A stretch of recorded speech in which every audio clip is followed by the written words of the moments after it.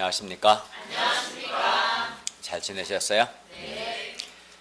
오늘 말씀 제목은 예수님 외에 다른 이름은 없다입니다. 요절 4장 12절을 사도행전 4장 12절을 함께 읽겠습니다.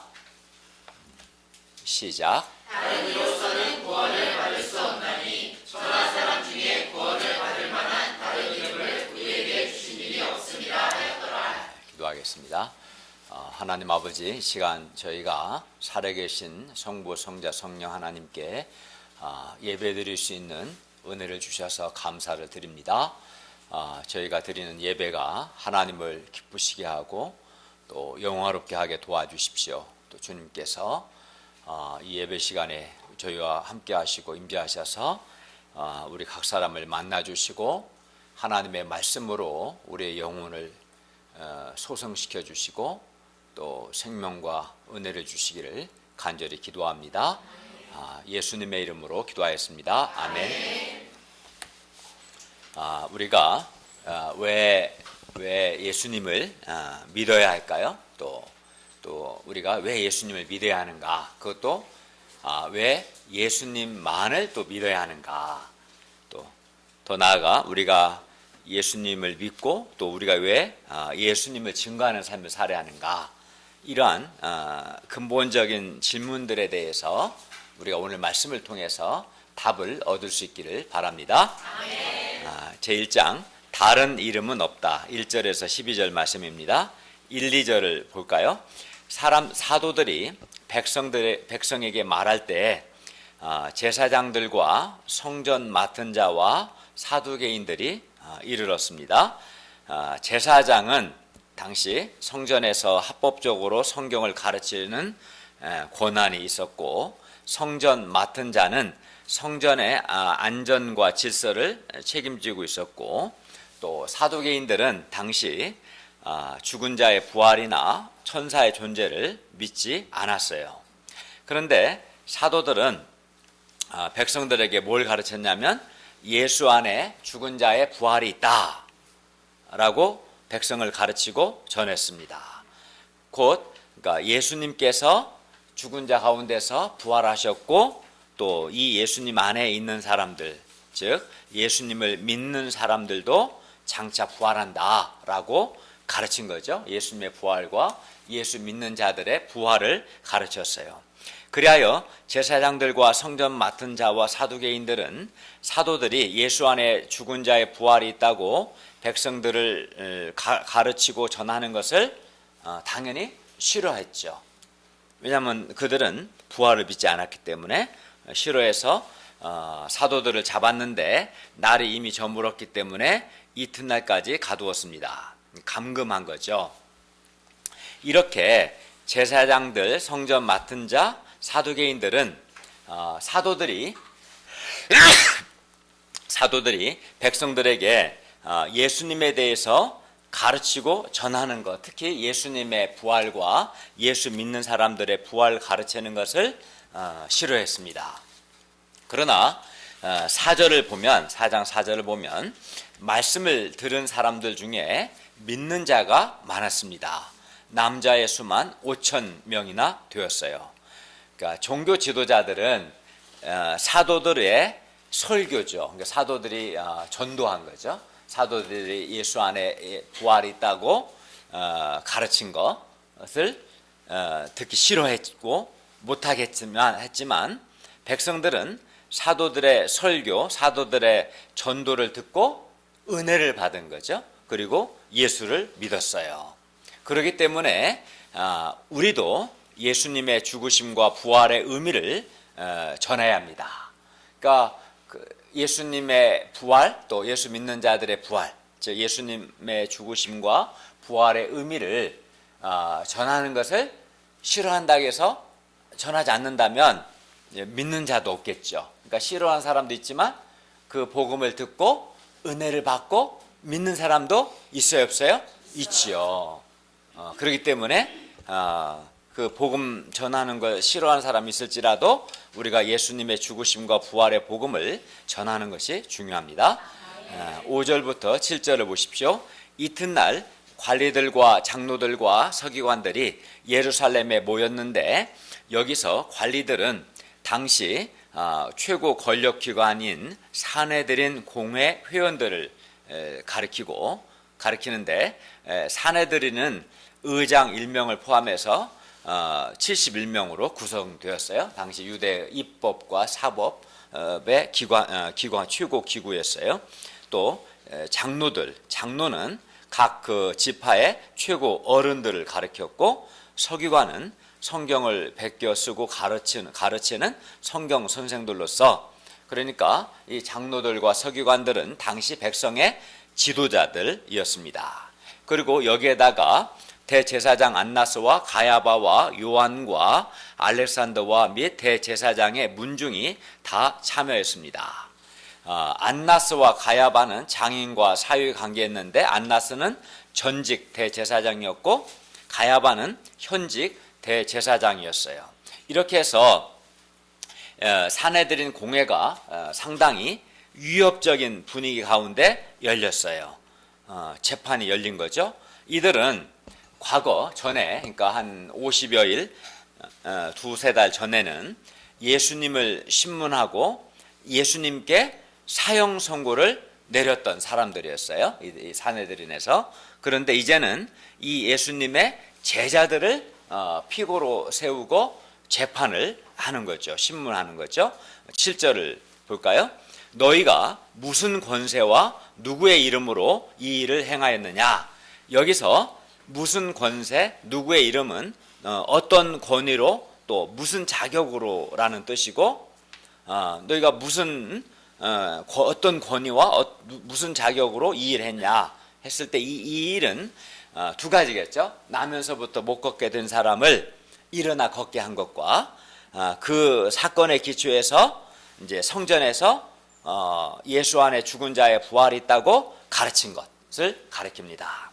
그러니까 산헤드린 공회는 당시 유대의 최고 입법과 사법 기구였는데 이 산헤드린 공회는 사도들이 마치 해서는 안 되는 불법을 저지른 것처럼 신문한 거죠. 그러니까 너희가 아무 권위도 자격도 없는 놈들이 무슨 권세와 누구 이름으로 이런 일을 행하냐라고 신문한 거죠. 그러나 사도들은 이때 조금도 두려워하거나 위축이 되지 않았습니다. 오히려 아주 담대하게 말했습니다. 그러니까 우리도 이런 자세를 배워야겠죠. 사람들이 막 위협을 한다고 해서 움츠러들거나 두려워하거나 하면 안 되고, 그럼에도 불구하고 담대하게 예수님을 전할 수 있어야 합니다. 이에 이제 베드로가 성령이 충만해서 말합니다. 8절에서 10절을 볼까요? 백성의 관리들과 장로들아, 만일 병자에게 행한 착한 일에 대하여, 이게 뭐겠어요? 나면서 못 걷게 된 사람이 일어나 걷게도 되고 걷기도 하고 뛰게 된 거겠죠. 이 착한 일에 대해서 이 사람이 어떻게 구원을 받았느냐고 오늘 우리에게 질문한다면, 베드로는 먼저 자신들이 나면서 못 걷게 된 사람에게 행한 일을 뭐라고 말했냐면 착한 일이다 라고 분명하게 규정했어요. 그러니까 그래서 병자에게 행한 착한 일에 대하여 라고 말한 거죠. 이것은 산헤드린 공회에 대한 도전의 의미를 담고 있습니다. 왜 그럴까요? 왜냐하면 착한 일, 그러니까 나면서 못 걷게 된 사람을 예수의 이름으로 일어나 걷기도 하고 뛰기도 하는 일, 이 착한 일을 한 사람을 옥에 가두고 신문한 거죠. 공회가.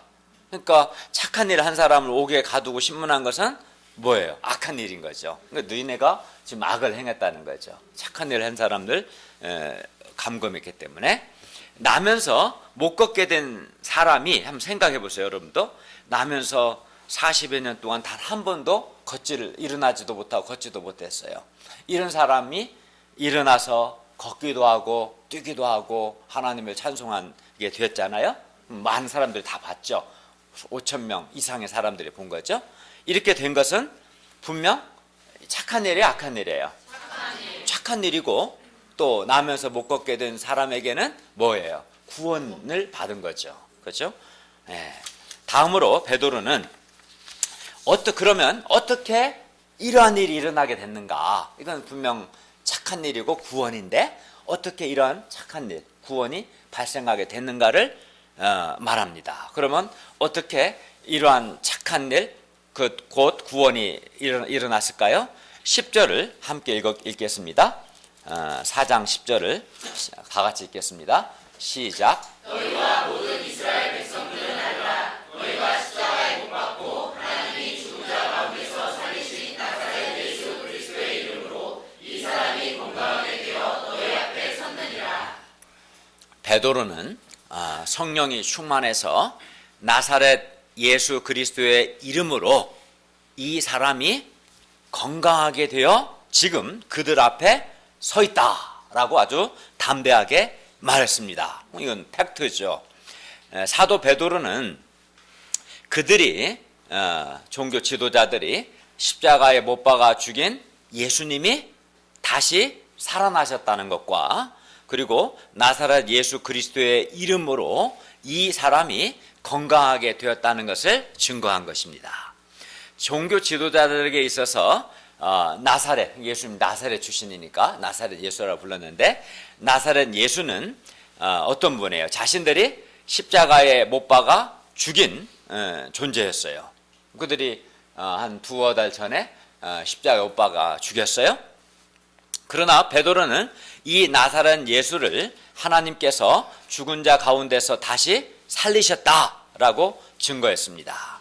나사렛 예수가 십자가에서 죽고 죽음으로 그의 인생이 끝났다면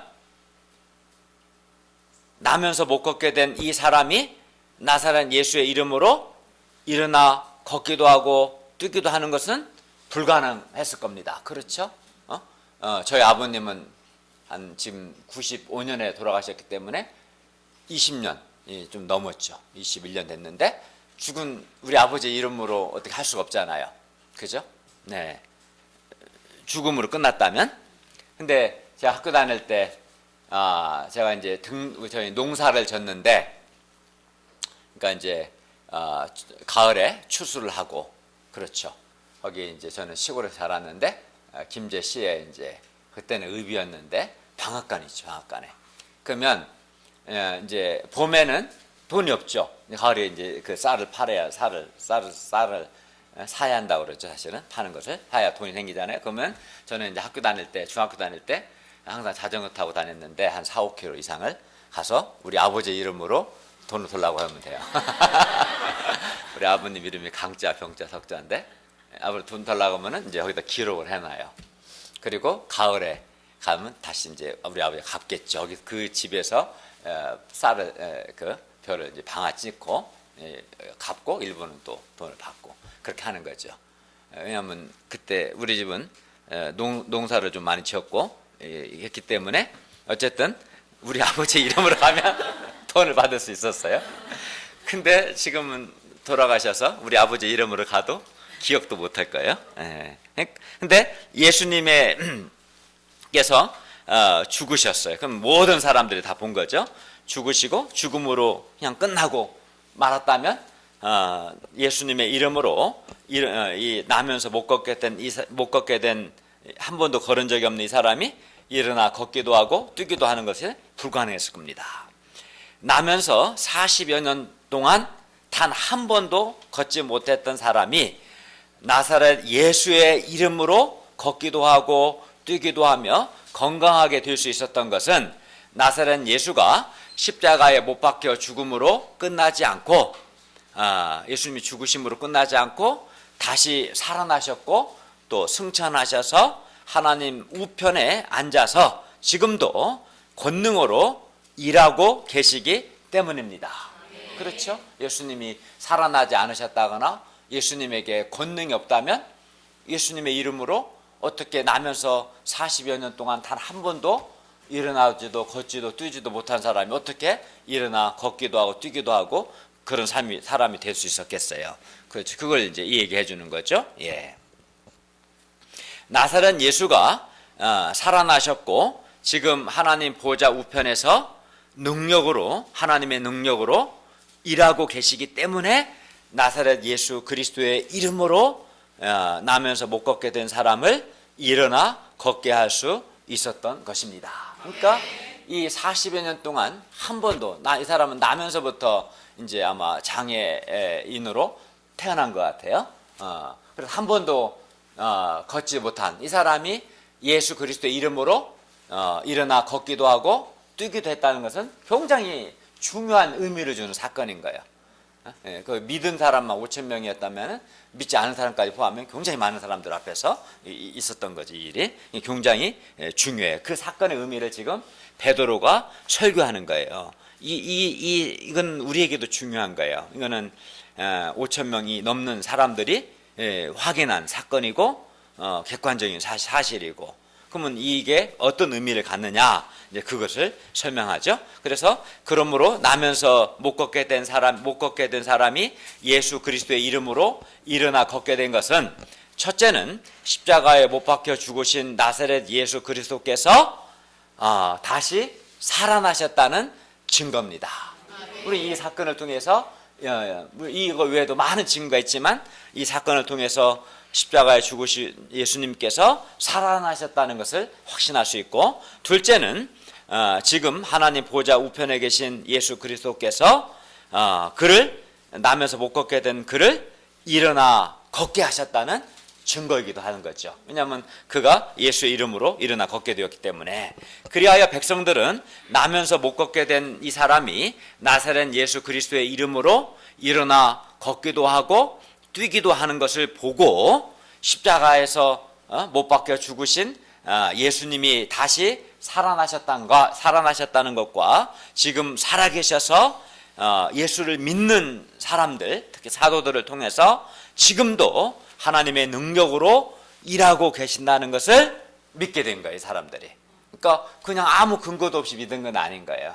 나면서 못 걷게 된 사람이 나사렛 예수의 이름으로 일어나 걷기도 하고 뛰기도 한 이 사건을 통해서 5천 명이나 되는 남자만, 여자들, 아이들 포함하면 10,000명이 넘는 사람들이겠죠. 이 사람들이 그걸 보면서 정말 종교 지도자를 죽인 나사렛 예수가 살아난 게 분명하고 하나님 보좌 우편에서 하나님의 능력으로 일하고 계시는구나, 그를 확신하게 되었던 것이죠. 여기서 우리는 우리가 어떤 의미가 있겠어요? 여기서 우리는 사람이 예수 그리스도의 이름으로 구원을 받고 건강하게 된다는 것을 배울 수 있어요. 왜냐하면 한 번도 40년 동안 나 태어나면서부터 걷지 못했던 사람이 예수의 이름으로 걷기도 하고 뛰기도 한 이 사건을 통해서 어떤 사람이라도 예수 그리스도의 이름으로 구원받고 건강하게 되는구나를 배울 수 있습니다. 예수 그리스도는 지금도 살아계셔서 사람들을 구원하고 사람들을 영육간에 건강하게 하십니다.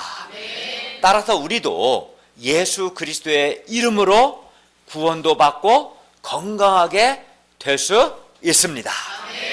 이건 대단한 사실이죠.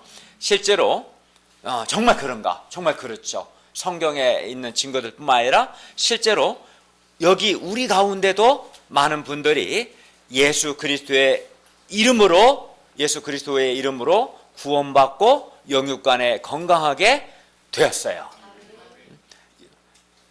이건 진실이고 사실입니다. 예수 그리스도의 이름이 우리 가운데서도 죄로 그 영혼과 내면이 깊이 병든 자들을 구원하고 건강하게 했어요.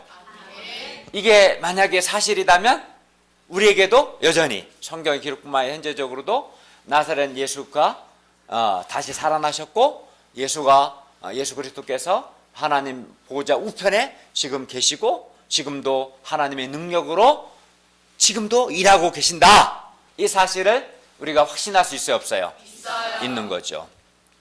예를 들어 과거 우리 김동현 목자님은 열등감으로 아주 고통했어요.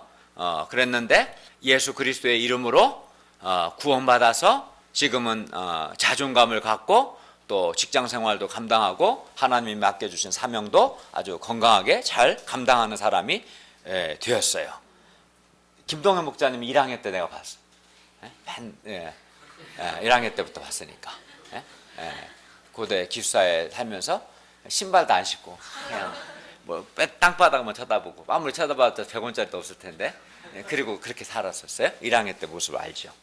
그런 열등감 때문에 그랬던 거죠. 근데 예수 그리스도의 이름으로 구원받고 자존감을 갖고 건강한 삶을 현재 살고 있어요.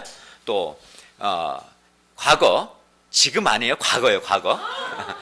지금도 그러면 큰일 나는데 과거 미움과 허무로 고통했던 우리 정관영 목사님 막 성질나서 집에 휘발유 붙이고 불 질러다가 휘발유까지 뿌리고 불은 안 붙였던 그 정도로 미움과 허무가 강했던 정관영 목사님이 예수 그리스도의 이름으로 구원받고 지금은 아주 밝고 생명력 있고 건강하게 살고 있습니다. 사실이잖아요. 그러니까 이 한 사람이 예수의 이름으로 그렇게 된 거예요.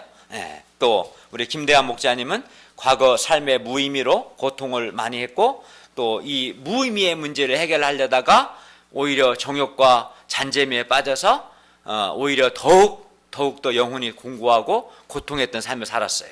그런데 성경 공부를 통해서 예수님을 알고 예수님을 믿었어요. 믿고 예수의 이름으로 구원받아서 지금 아주 밝고 의미 있고 가치 있는 삶을 건강하게 살고 있습니다. 그렇죠? 이건 사실이잖아요. 이 사실만 갖고도 우리는 뭘 알 수 있어요? 나사렛 예수가 다시 살아나셨고 지금 하나님 보좌 우편에 계시고 지금 하나님의 능력으로 지금도 믿는 자들을 통해서 일하고 계시는구나. 구원의 역사를 이루고 계시고 사람들을 영육간에 건강하게 하고 계신다라는 사실을 우리가 알 수 있어요, 없어요? 네, 확신할 수 있습니다. 우리 가운데 이렇게 외에도 많죠. 이렇게 나사렛 예수 그리스도의 이름으로 구원받고 건강하게 된 예들은 아주 많습니다. 사람이 어떻게 구원받고 건강하게 된다고 방금 말씀드렸어요? 예, 그죠. 나사렛 예수 그리스도의 이름으로입니다. 예수 그리스도의 이름은 어떤 죄인이라도 구원하는 이름이고 예수 그리스도의 이름은 어떤 병든 자라도 건강하게 하는 이름입니다. 성경에 보면 막 7 귀신 들린 자도 나사렛 예수 그리스도의 이름으로 건강하게 되었고 종욕에 죄된 아주 노예된 자도 예수의 이름으로 순결하고 거룩한 사람이 되었어요. 예수의 이름은 어떠한 몹쓸 죄인도 구원하고 영육간에 건강하게 하는 이름입니다. 그런데 사람들을 잘 보면 사람들 가운데 육체적으로 뿐만 아니라 영적으로 정신적으로 병들고 연약한 사람들이 여전히 많습니다. 그러나 누구라도 회개하고 예수 그리스도를 믿고 예수님을 의지하면 구원받고 건강하게 됩니다. 왜냐하면 예수 그리스도께서 우리를 사랑하사 우리 죄를 위하여 우리 대신 십자가에 죽으시고 다시 살아나셨고 하나님 우편에 앉아 지금도 하나님의 능력으로 일하고 계시기 때문입니다. 이에 대한 확신이 우리에게 있어야겠죠. 나면서 못 걷게 된 사람이 예수 그리스도의 이름으로 일어나 걷게 된 것은 예수 그리스도께서 십자가에서 죽으시고 살아나셔서 하나님 보좌 우편에 앉아 지금도 일하고 계신다는 아주 명백한 증거입니다. 이에 대한 믿음과 확신이 있는 사람은 그 자신도 예수님을 믿고 예수님을 의지하여 영육간에 건강한 삶을 살 것이고 또 이 예수의 이름을 사랑하는 사람들에게 전하려는 소원이 생기겠어요, 안 생기겠어요? 당연히 생기겠죠. 예수의 이름은, 왜냐하면 예수님은 죽으시고 부활하셨기 때문에 예수님을 믿고 의지하면 누구도 죄에서 구원받고 영육간에 건강한 삶을 살 수 있어요. 근데 그렇지 않은 이유는 뭐겠어요? 회개를 안 해, 사람이. 하나님께로 돌이키질 않고 예수를 믿지 않고 예수님을 의지하지 않기 때문에 여전히 죄 가운데 죄의 종된 삶을 살고 여전히 영육간에 연약하고 병든 삶을 사는 거예요. 그게 참 너무나 안타까운 거죠. 누구든지 회개하고 예수님을 믿고 예수님을 의지한다면 구원받고 건강하게 살 수 있습니다. 따라서 예수 그리스도의 이름은 죽은 이름이 아닙니다. 예수 그리스도는 여전히 살아있는 이름이고 우리에게 구원을 주시는 구원의 이름입니다. 그러므로 여러분 지금 예수 그리스도를 믿음으로 구원받고 예수님을 의지해서 영육간에 건강하게 되기를 바랍니다. 사도 베드로는 계속해서 예수 그리스도를 증거합니다. 우리 11절을 한번 읽어볼까요? 시작. 이 예수는 너희 건축자들의 버린 돌로서 집 모퉁이의 버린 돌이 되었느니라. 네, 이 말씀은 시편 118편 22절 건축자가 버린 돌이 집 모퉁이의 머릿돌이 되었나니 말씀을 인용한 말씀인데, 여기서 건축자들은 유대 종교 지도자들을 가리키고 건축자들이 버린 돌은 예수님을 가리킵니다. 유대 지도자들은 예수님을 버렸어요. 즉 예수님을 십자가에 못 박아 죽였습니다. 그러나 하나님께서는 유대 지도자들이 죽인 예수님을 다시 살리셔서 집 모퉁이의 머릿돌이 되게 하셨어요. 당시 집 모퉁이의 머릿돌은 집을 짓는 데 있어서 가장 중요한 돌입니다. 왜냐하면 유대인들은 당시 집을 지을 때 모퉁이의 머릿돌을 놓고 그 돌을 중심으로 또 그 돌을 기초로 그 돌을 기준으로 집을 지어갔기 때문입니다. 그러니까 모퉁이에 머릿돌 놓고 그 돌 위로 또 그 돌 옆으로 건물을 지었어요. 그런데 하나님은 십자가에 못 박혀 죽으신 예수님을 다시 살리셔서 집 모퉁이의 머릿돌이 되게 하셨습니다. 예수님은 하나님의 구원 역사에서 가장 중요한 분이십니다. 예수님은 교회의 기초가 되십니다. 그래야 예수님을 믿는 사람은 누구든지 구원을 받습니다. 반면 예수님을 믿지 않는 사람은 심판을 받습니다. 이 사실을 베드로는 더욱 분명하게 말씀합니다. 다 같이 12절을 함께 읽겠습니다. 12절 보세요. 12절 시작. 다른 이로서는 구원을 받을 수 없나니 천하 사람 중에 구원을 받을 만한 다른 이름을 우리에게 주신 일이 없음이라 하였더라. 예수님이 아닌 다른 이름으로는 결코 구원을 받을 수 없습니다. 왜냐하면 하나님께서 천하 사람 중에 구원받을 만한 다른 이름을 우리에게 주신 일이 결코 없기 때문입니다. 여기서 다른 이름은 같은 말인데, 이것은 예수님을 제외한 그 누구도 그 누구의 이름으로도 그 누구의 권위로도 구원을 받을 수 없다는 뜻입니다. 인간은 구원을 받아야만 하는 존재인데 그 구원은 오직 예수님을 통해서만 받을 수 있습니다. 왜냐하면 예수님 외에는 천하 사람 중에 구원을 가져다 줄 다른 이름이 존재하지 않기 때문입니다. 성경은 분명히 말씀합니다. 의인은 없나니 하나도 없다. 성경은 또 율법의 행위로 하나님 앞에 의롭다함을 받을 육체가 하나도 없다고 말씀합니다. 성경은 인간은 다 죄인이라고 말씀하고, 그리고 그 죄의 삭은 사망이다, 죽음이라고 말씀합니다. 그런데 성경은 한 번 죽는 것은 사람에게 정해진 것이고 그 후에는 심판이 있다고 말씀합니다. 모든 사람이 죄를 지었고 모든 사람이 하나님의 심판을 받게 되었습니다. 그래서 사람은 구원이 필요한 존재입니다. 반드시 구원을 받아야 합니다.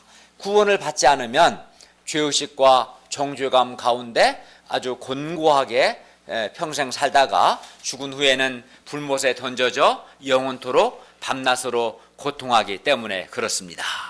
그런데 하나님께서는 우리 죄인들을 사랑하셔서 죄인들을 구원하기 위해 독생자 예수님을 보내주셨습니다. 예수님은 본체가 하나님이신데 성령의 능력으로 잉태되어 죄 없는 사람으로 태어나셨고, 죄 없으신 예수님은 범죄한 사람들을 대신해서 사람들의 죄를 지고 십자가에서 죽으심으로 우리가 받아야 할 죄의 형벌을 예수님이 대신 받으셨어요. 그리고 사흘 만에 다시 살아나셨습니다. 그리하여 우리 죄를 지고 십자가에 죽으시고 다시 살아나신 이 예수님을 믿는 사람은 죄를 용서받고 구원을 받습니다. 그러니까 예수님이 왜 죽으셨겠어요? 우리를 사랑하사 우리의 죄 문제를 해결해 주시고 우리에게 죄 용서를 주시기 위해서 우리 죄를 대신 지고 죽으신 거죠. 예수님은 우리가 구원받을 수 있는 그래서 유일한 이름입니다. 예수 그리스도는 우리에게 유일한 구원의 이름입니다. 그러나 예수님이 아닌 다른 이름은 결코 우리에게 구원을 주지 못합니다. 오늘날 어떤 사람은 아무 것이나 하나 잘 믿으면 구원받는다라고 생각합니다. 말합니다. 예수님 외에 다른 이름으로는 결코 구원을 받지 못한다 이렇게 말하면은 기독교는 너무나 편협하고 너무 독선적이다 이렇게 말하기도 합니다. 그러나 성경은 분명히 말씀합니다. 다른 이로서는 구원을 받을 수 없다.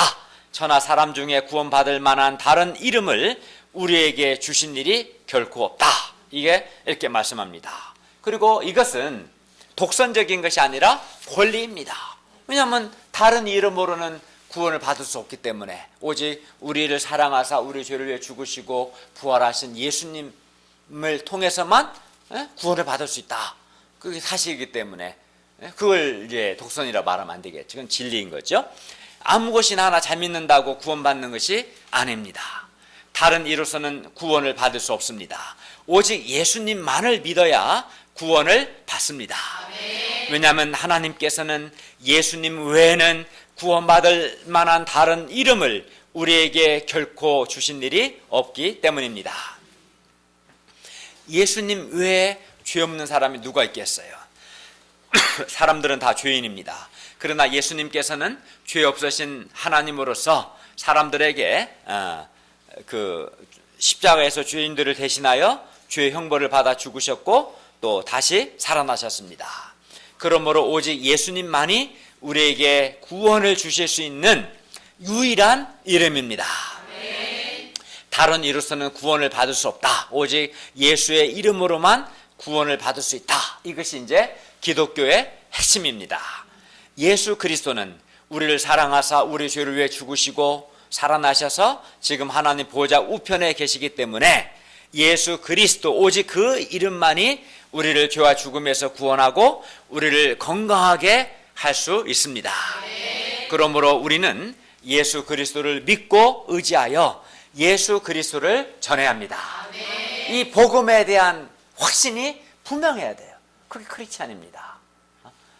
그는 우리는 성경을 오늘 말씀처럼 성경을 통해서 또 우리 가운데 있는 사람들을 통해서 오직 예수 그리스도만이 사람들을 죄와 죽음에서 구원하고 건강한 삶을 살게 할 수 있다. 이것을 우리가 배웠어요. 예수님이 아닌 그 어떤 이름으로 사람을 죄와 죽음에서 구원할 수 있겠어요? 없죠. 그렇죠? 이에 대한 확신이 있어야 우리가 내가 먼저 예수를 믿고 예수님 안에서 건강한 삶을 살고 또 사람들에게도 이 예수님을 전하고자 하는 거룩한 소원과 열망을 가지게 될 것입니다. 제2장 우리는 보고 들은 것을 말하지 아니할 수 없다. 13절에서 31절 말씀입니다. 13, 14절을 보십시오. 그들이 베드로와 요한이 담대하게 말함을 보고 그들을 본래 학문 없는 범인으로 알았다가 이상히 여기며 또 전에 예수와 함께 있던 줄도 알고 또 병 나은 사람이 그들과 함께 서 있는 것을 보고 비난할 말이 없었습니다. 그러니까 마음에는 비난하고 싶은 거죠. 이놈들이 복음 전하는 게 싫은 거야. 싫죠. 근데 비난할 것이 없는 거지. 성령께서 함께 하셔서 별로 못 배운 사람인데 굉장히 설득력 있게 메시지도 전했고 또 어쨌든 나면서 못 걷게 된 사람이 정말 일어나 걷게 됐어요. 이건 정말 인정하지 않을 수 없는 거죠. 그래서 비난할 말이 없었어요. 나면서 못 걷게 된 사람이 예수 그리스도의 이름으로 일어나 걷게 되고 지금 사도들과 함께 서 있기 때문에 종교 지도자들은 비난할 말이 없었습니다. 그리하여 사도들을 명하여 공회에서 나가라고 하고 서로 의논했어요. 우리 16절을 형제들이 17절을 자매들이 한번 읽겠습니다.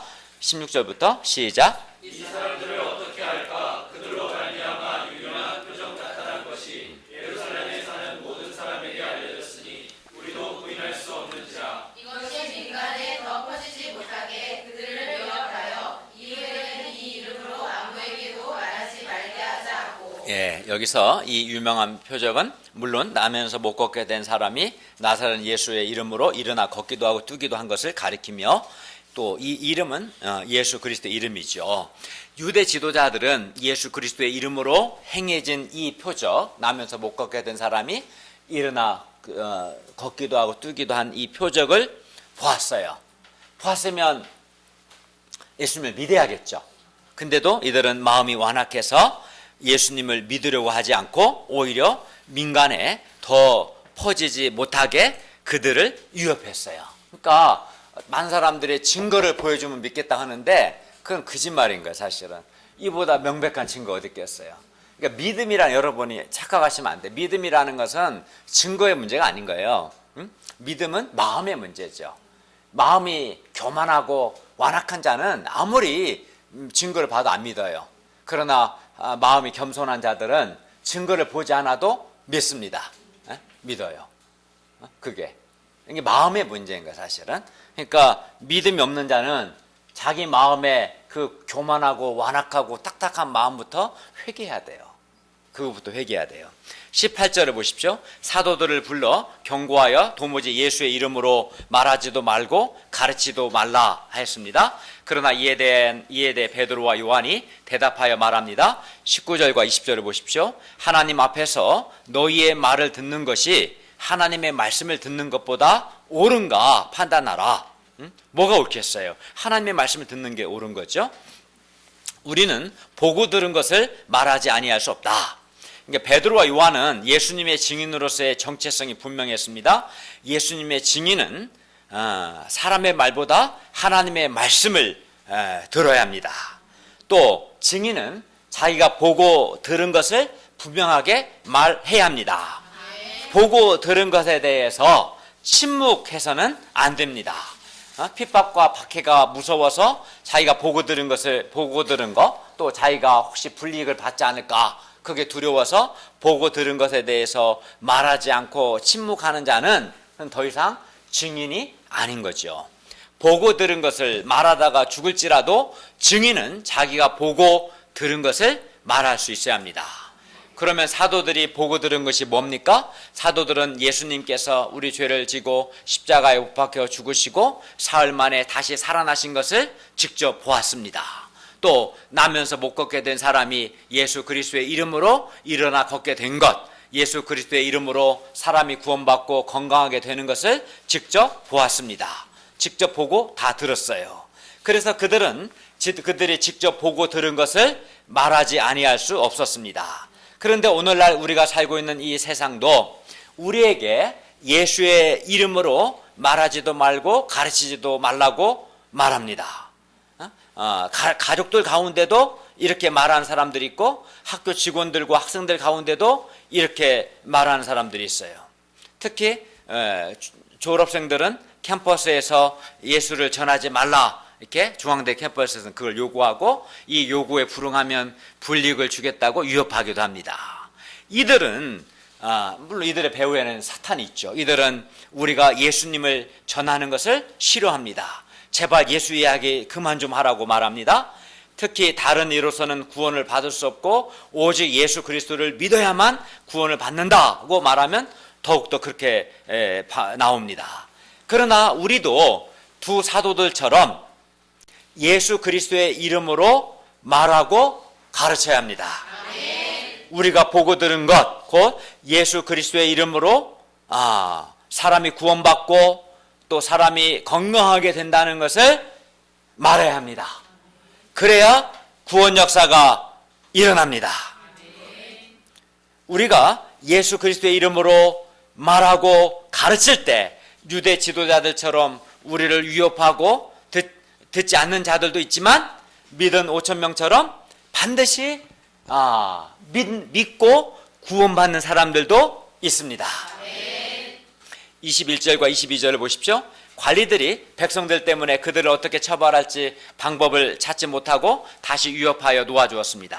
이는 모든 사람이 그 뒷일을 보고 하나님께 영광을 돌렸기 때문입니다. 그리고 이 표적으로 병 나은 사람은 40여 세나 되었습니다. 그는 한 40여 년 동안 한 번도 일어나거나 걷거나 뛰지 못했던 사람이죠. 이 사람이 나사렛 예수의 이름으로 일어나고 걷고 뛰고 하나님을 찬송하고 얼마나 좋아요. 이게 바로 착한 일이고 이게 바로 구원이 아니겠어요? 그리고 이는 예수가 지금 살아계시고 예수께서 하나님 보호자 우편에서 하나님의 능력으로 지금도 믿는 자들을 통해서 일하고 계신다는 이보다 명백한 증거가 어디 있겠어요?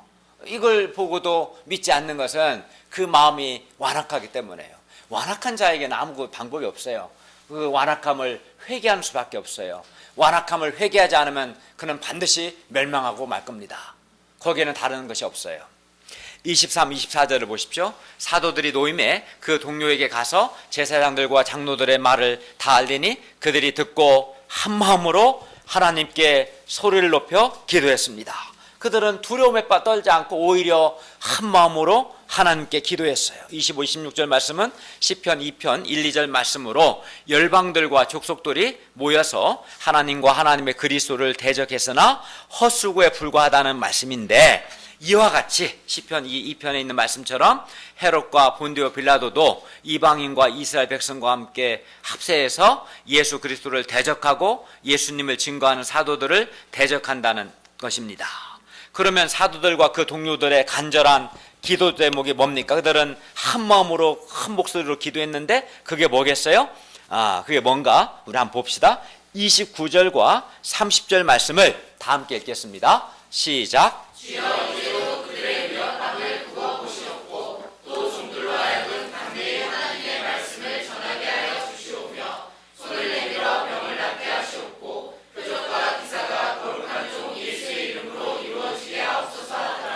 이들은 위협함을 없애달라고 기도한 것이 아닙니다.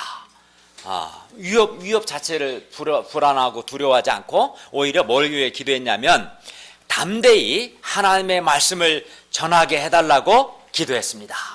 뿐만 아니라 모든 표적과 기사가 예수의 이름으로 이루어지도록 해달라고 기도했습니다. 종교 지도자들은 예수의 이름으로 말하는 것을 금지했는데도 이들은 하나님의 말씀이 전파되고 예수님의 이름이 증거될 수 있도록 해달라고 기도했습니다. 그렇기 때문에 우리도 사실 이와 같이 기도해야 돼요. 하나님 아버지, 우리가 중앙대와 숙대 캠퍼스에서 또 직장에서 또 가정에서 담대히 하나님의 말씀을 전하게 해주십시오. 담대히 예수님을 증거할 수 있도록 해주십시오. 이렇게 우리가 이렇게 기도해야 돼요. 사람들에게 하나님의 말씀을 전하고 예수님의 죽으심과 부활의 의미를 담대히 전하게 해달라고 기도해야 합니다. 사도들과 그 동료들이 빌기를 다음에 모인 곳이 진동하더니 무리가 다 성령이 충만하여 다 담대히 하나님의 말씀을 전했습니다. 그러니까 기도가 응답된 거죠. 모인 곳이 진동했다는 것은 집터가 흔들렸다는 것인데 이것은 하나님의 임재, 즉 성령님께서 그들과 함께 하신다는 증거입니다. 성령님께서 이들과 함께 하시니 이들은 하나님의 말씀을 담대하게 전했습니다. 그러니까 전에는 주로 사도들이 전했는데 이제는 무리들도 성령이 충만하여 담대히 하나님의 말씀을 전했습니다. 사도들과 그 동료들의 기도 제목이 우리의 간절한 기도 제목이 되기를 기도합니다. 우리 마음에 나사렛 예수 그리스도만이 하나님이 주신 유일한 구원자다. 누구든지 예수를 믿으면 죄와 죽음에서 구원받고 영육간에 건강하게 된다는 그런 믿음이 있다면 우리가 예수님을 전하지 못할 이유가 뭐가 있겠어요? 비록 그 당시 것처럼 오늘날도 예수 전하는 것을 싫어하는 사람들도 있을 것이고 박해하는 자도 있을지라도 우리도 분명한 자세로 정체성을 갖고 기도한다면 우리가 못할 게 뭐가 있겠어요? 우리가 그런 자세를 가진다면 지금도 사도행전과 같은 그런 생명의 역사가 반드시 있을 것입니다. 결론입니다. 나사렛 예수 그리스도의 이름으로 나면서 못 걷게 된 사람이 일어나 걷기도 하고 뛰기도 했습니다. 그리고 이는 분명 착한 일이고 구원입니다. 예수 그리스도의 이름으로 사람이 구원을 받고 사람이 건강하게 됩니다. 이건 참 굉장히 감사한 거죠. 여전히 많은 사람들이 열등감이 있고 자존감이 없고 또 미움과 분노 가운데 살아가고 또 자기중심적인 삶을 살아가고 교만하고 또 정욕에 노예된 삶을 살고 비교하고 시기하고 미움에 종된 삶을 살고 이렇게 살아서 쓰겠습니까? 근데 여전히 이렇게 죄악된 삶을 죄에 노예된 삶을 살고 여전히 건강하지 않은 삶을 사는 자들이 참 많아요. 그러나 누구든지 예수님을 정말 믿고 내가 회개하고 예수님을 믿고 예수님을 의지한다면 죄와 죽음에서 구원받고 거룩하고 순결한 삶을 살고 건강한 삶을 살게 될 것입니다. 따라서 예수 그리스도의 이름은 구원의 이름입니다. 다른 이름으로는 구원을 받을 수 없습니다. 오직 예수 그리스도의 이름으로만 구원을 받을 수 있습니다. 왜 그렇습니까? 하나님께서 천하 사람 중에 구원을 받을 만한 다른 이름을 우리에게 주신 일이 없고 우리 죄를 위해 십자가에서 죽으신 예수님은 다시 살아나셔서 지금 하나님 우편에 앉아 계시고 지금 여전히 하나님의 능력으로 일하고 계시기 때문입니다. 그러므로 우리가 먼저 예수님의 이름으로 날마다 구원을 체험하고 영육간에 건강하게 되고 다음으로 우리가 체험한 이 예수님을 담대히 증거할 수 있기를 기도합니다. 또 우리가 섬기는 이 캠퍼스와 직장과 가정에서 예수 그리스도에 대해서 우리가 보고 들은 것, 우리가 체험한 것을 담대히 말할 수 있기를 기도합니다. 기도하겠습니다. 은혜로우신 하나님 아버지, 오늘 말씀을 통해서 또 우리의 삶을 통해서 예수 그리스도만이 유일한 구원의 이름임을 가르쳐 주셔서 감사합니다. 나면서 목회 40년 동안이나 단 한 번도 일어나지도 걷지도 못했던 사람이 예수의 이름으로 일어나 걷고 뛰기도 하는 사건을 통해서 예수님은 십자가에서 죽음으로 끝나지 않고 다시 살아나셨고 승천하셔서 지금 하나님 보좌 우편에 앉아 계시며 지금도 하나님의 능력으로 예수를 믿는 자들을 통해서 일하고 계신다는 것을 우리에게 명백히 가르쳐 주셔서 감사합니다. 저희도 지금 하나님 보좌 우편에서 하나님의 능력으로 일하고 계시는 이 예수님을 믿고 또 이 예수님의 증인의 삶을 캠퍼스와 직장과 가정에서 담대히 살아가게 도와주시고 우리 중앙대 수대 캠퍼스에서도 예수님의 이름으로 죄와 죽음에서 구원받고 예수의 이름으로 영육간에 건강하게 순결한 사람, 거룩한 사람, 하나님 중심적이고 희생적인 그런 사랑의 사람, 능력 있는 사람들이 많이 세워지기를 간절히 기도합니다. 예수님의 이름으로 기도하였습니다. 아멘.